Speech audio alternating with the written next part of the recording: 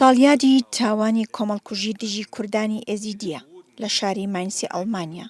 بەرپرسانی حکوومەتی ئەو وڵاتە و ژمارەیەک لە ڕێکخراوەکان بەشدارن.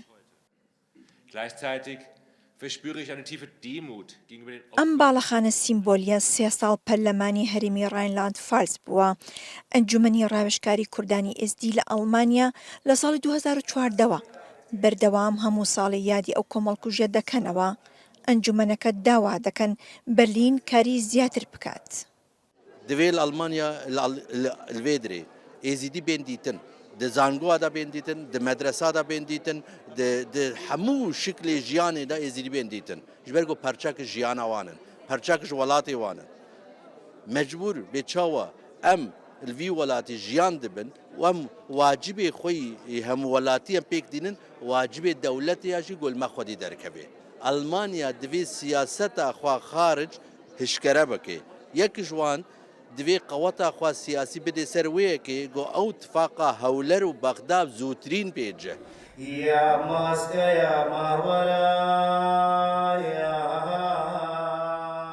هەرچەندە ئەڵمانیا کۆمەڵکوژی دژی کوردانی ئێزدی بە جینۆسایت ناساندووە، بەڵام ڕزگاربووان دەڵێن ئێمە چاوەڕێی کرددارین. ئەوان داوا دەکەن لە ئەڵمانیا زیاتر گرنگیان پێ بدرێت. ئەوان پێیان وایە تا ئێستا زۆرینەی منداڵانی کوردانی ئێزی لە قوتابخانەکانی ئەڵمانیا جیاکاریان بەرامبەر دەکرێت.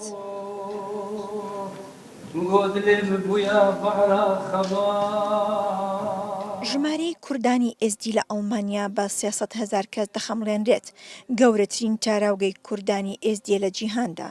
سکرتێری دەوڵەت کە ئەمڕۆ بە نوێنەرایەتی سەرۆکوەزیرانی ئەم هەرێمە لێرە ئامادە بوو دەڵێ پێویستە لە قوتابخانەکان ئاینی ئێزدی بە منداڵان ئاشنا بکرێت. Ez gelekî bi pêngaveke giring dizanim ku Almanya evê tawanana mirovana 2014 weke jînosayîd nas bike, lê belê ev tinê bes nîne. Belku giring e bi taybetî êzdî bikarbin bi azadane û laxwe peyrav bikin. Hem li vir li Almanya divê gerentî were kirin, hem jî li welatên birages li Iraq yan Sûriya divê gerentî were kirin. Gelekî giring e karbûyiyekê bêkirin, ku piştransiya wî yekê hebe ku hemû mirov bi azadane peyrava olê xwe bikin, heta ku ئاشتی بەرقەرار ببات. هێشتا ئازار و هاوار و ناڵەیان دەگاتە جیهان.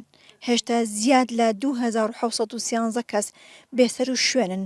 چارەنووسی ڕێکەوتنامەی شەنگالیش لە نێوان هەولێر و بەغدا تا ئێستا نادیارە.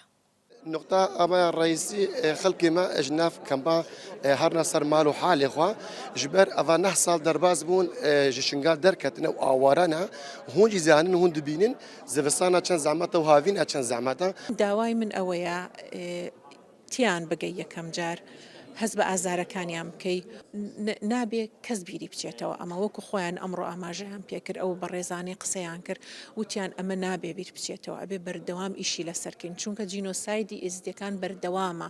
یاسای بە جینۆسایت ناساندنی کۆمەڵکوژی کوردانی ئێزدی لەلایەن حکوومەتی ئەڵمانیاوە 20 خاڵ لە خۆ دەگرێت. لێرە هەموو داوا دەکەن ئەو خاڵانە جێبەجێ بکرێت. ئاڵاشاڵی ڕوودا و ئەڵمانیا